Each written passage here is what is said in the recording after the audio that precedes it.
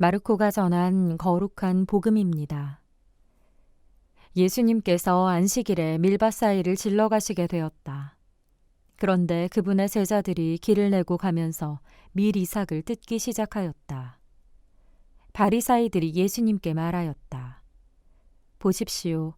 저들은 어째서 안식일에 해서는 안 되는 일을 합니까? 그러자 예수님께서 그들에게 말씀하셨다. 다윗과 그 일행이 먹을 것이 없어 배가 고팠을 때 다윗이 어떻게 하였는지 너희는 읽어본 적이 없느냐?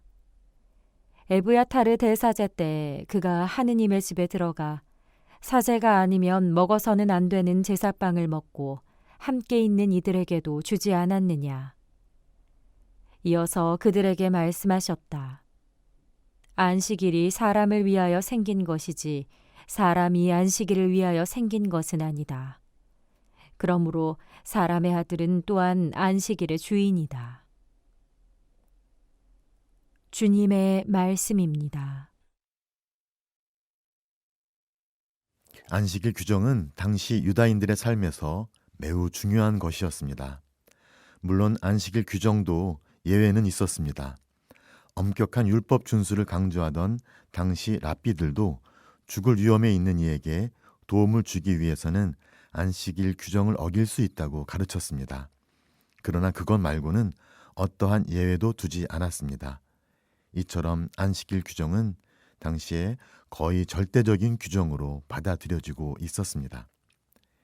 예수님께서도 안식일 규정이 절대적인 것이 아님을 말씀하고 계십니다. 바리사이들은 예수님의 제자들이 안식일에 이삭을 뜯어먹는 모습을 보며 항의했습니다. 그들에게는 이삭을 뜯는 일이 수확하는 것과 같은 일로 보였기에 안식일에 해서는 안 되는 금지된 일로 여겼던 것입니다.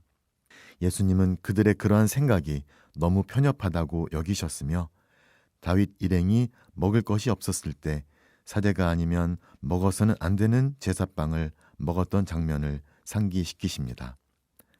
안식일 규정을 지키지 않아도 되는 예외적인 상황을 성경에서 찾아 제시하신 것입니다. 그런데 예수님의 말씀은 단순히 그러한 예외 규정을 통해 제자들의 행위를 정당화하시려는 것은 아니었습니다. 예수님께서는 안식일 규정을 바라보는 데에서 획기적인 변화를 가져오고자 하셨습니다. 안식일이 사람을 위하여 생긴 것이지 사람이 안식일을 위하여 생긴 것은 아니다. 그러므로 사람의 아들은 또한 안식일의 주인이다. 여기서 안식일이 사람을 위하여 생긴 것이라는 말씀에 머물러 봅니다. 여기에는 율법을 대하는 사람들의 자세를 근본적으로 바꾸려는 예수님의 의도가 담겨 있습니다. 안식일 규정은 실은 안식일 그 자체가 아닌 사람을 위한 규정이었습니다. 그런데 이 규정이 그 본래 뜻을 잃고 본질에서 멀어지는 경우, 곧 사람을 잊고 규정만을 절대시하게 되는 경우 그 규정은 인간을 구원하는 것이 아니라 오히려 인간을 구속하고 속박하는 구실로 변질되기 마련입니다. 예수님께서 바로 이 점을 문제로 짚으시며 안식일 규정을 근본적으로 새롭게 확립하십니다. 안식일 규정을 없애시기 위한 것이 아니라 안식일 규정의 본래 뜻을 다시 세우심으로써 그 규정의 구원을 가져오는 힘을 회복시키신 것입니다. 안식일 규정뿐 아니라 모든 율법에는 인간을 향한 하느님 아버지의 뜻이 담겨 있습니다. 당신 백성으로 뽑으시고 부르시며 구원하시려는 하느님의 당신 백성에 대한 사랑이 담겨 있습니다. 당신 백성을 돌보고 보살피며 입히시고 먹이시며 안전히 약속의 땅 구원의 샘으로 이끄시기 위한 배려가 그 안에 담겨 있습니다. 안식일 규정은 우리가 그 사랑의 하느님을 자상하신 아버지를 구원하신 분을 만나도록 하는 매개인 것입니다. 주일 미사 참례 규정 역시 마찬가지입니다.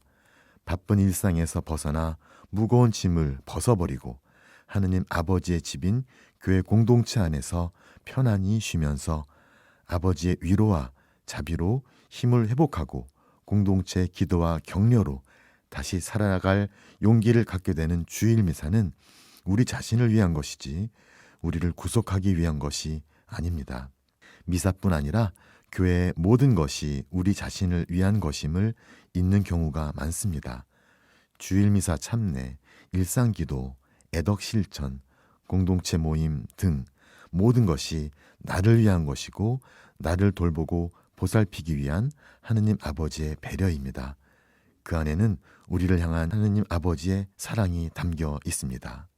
나는 그것들을 어떻게 받아들이고 있습니까?